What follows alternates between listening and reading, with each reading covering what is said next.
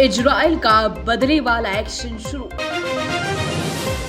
Iran के कई शहरों में हुए जबरदस्त धमाके। जी हां, इजराइल ने ईरान के कई शहरों पर मिसाइल और ड्रोन से हमले किए हैं। कहा जा रहा है कि ईरान के परमाणु प्लांट पर भी मिसाइलें गिरी हैं। ईरान की न्यूक्लियर साइट पर भी 3 मिसाइलें गिरने की खबर है। इस बीच IRGC ने अपने सभी सैन्य अड्डों को हाई अलर्ट पर रखा है और एयर डिफेंस सिस्टम एक्टिवेट कर दिए गए हैं। आपको बता दें, ईरान के इस्फहान शहर के एयरपोर्ट पर भी धमाके की आवाज सुनी गई है। इस शहर में कई न्यूक्लियर प्लांट है। ईरान का सबसे बड़ा यूरेनियम प्रोग्राम भी इसी जगह से चल रहा है। इन धमाकों के बाद कई फ्लाइटों को डाइवर्ट किया गया है। ईरान ने इस हमले के बाद कई प्रांतों में अपने एयर डिफेंस सिस्टम को एक्टिवेट कर दिया है। इस हमले के बाद ईरान ने तेहरान, इस्फहान और शिराज जा रही सभी फ्लाइटों को सस्पेंड कर दिया है।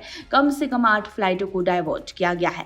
इजरायल के इस संभावित हमले से पहले ही ईरान के विदेश मंत्री हुसैन अमीर ने गुरुवार को चेतावनी दी थी। उनका कहना है, अगर इजरायल काउंटर अटैक करता है तो ईरान तुरंत उसका मुंह तोड़ जवाब देगा।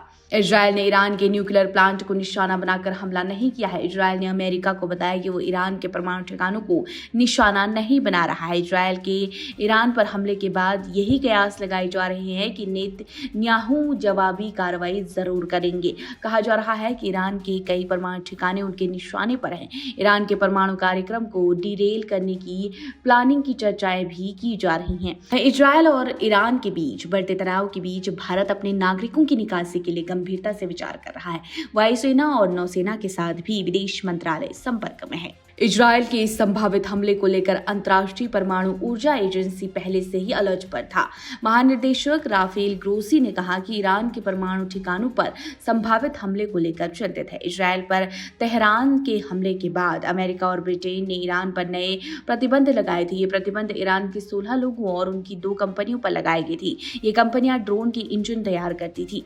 आपको बता दें, 13 अप्रैल की आधी रात को इजरायल पर मिसाइल और ड्रोन अटैक किए गए थे। ईरान ने इजरायल पर 300 से ज्यादा अलग अलग तरह के ड्रोन हमले किए थे, जिसमें किलर ड्रोन से लेकर बैलिस्टिक मिसाइल और क्रूज मिसाइलें शामिल थी। इस हमले के तुरंत बाद इजरायल सेना ने एयर डिफेंस सिस्टम को एक्टिवेट कर दिया था और 1 अप्रैल को सीरिया में ईरान के वाणिज्य दूतावास पर भी हमला हुआ था।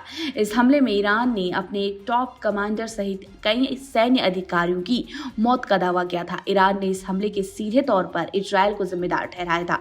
यही वजह है कि उससे बदला लेने के लिए इजरायल पर ताबड़तोड़ हमले किए गए और इस कार्रवाई को ऑपरेशन ट्रू प्रॉमिस का नाम दिया गया। और इस हमले में इजरायल को बेहद क्षति पहुंची थी, जिसके बाद अब इजरायल का बदले वाला एक्शन ईरान पर शुरू हो गया है और ईरान के कई शहरों में जबरदस्त धमाके हुए हैं।